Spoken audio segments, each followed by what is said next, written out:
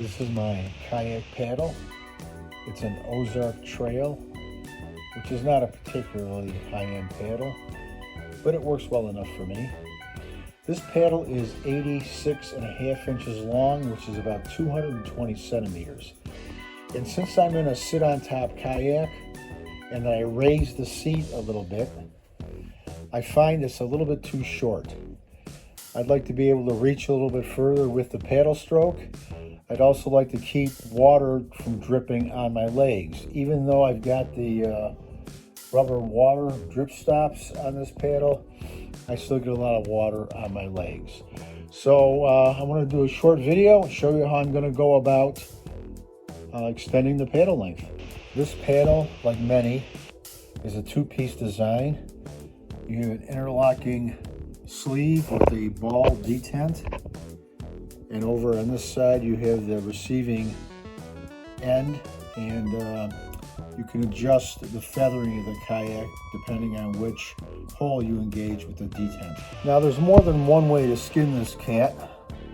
They all involve some sort of tubing extension. I looked at some options and I found this piece of 3/4 inch Schedule 40 PVC conduit. And I got the guy at the hardware store to cut off an 18-inch piece.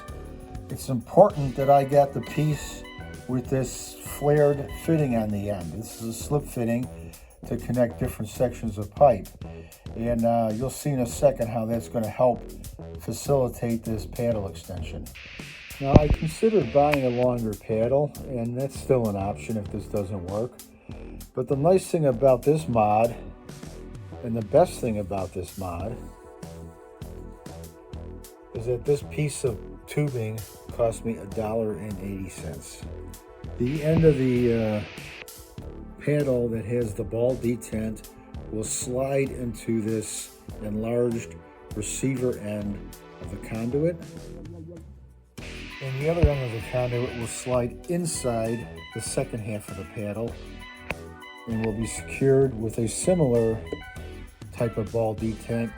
Once I mark the mounting hole location, and I can make this adjustable by putting in several different hole locations. So here I've got an idea of how the finished product will look.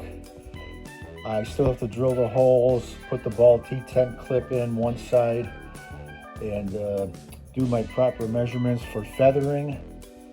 But it's a pretty easy and inexpensive modification to extend the length of your kayak. All right, so I slid the one end of the kayak paddle into the extension tube.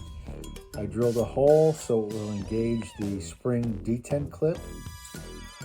On this end, I'm planning on inserting a second spring detent clip, but I have to source those, so I haven't done that yet.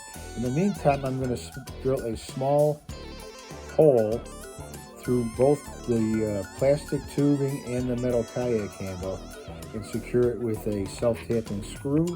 That way I'll be able to play around with it and use it while I'm waiting to find the spring detent clips. Okay, the modification to the kayak paddle is complete. There you see the extension piece I put inside. Currently this end's being held with a self-tapping screw. I do have the regular spring clip detent in this end. And I put a slight amount of feathering in the way I like it set.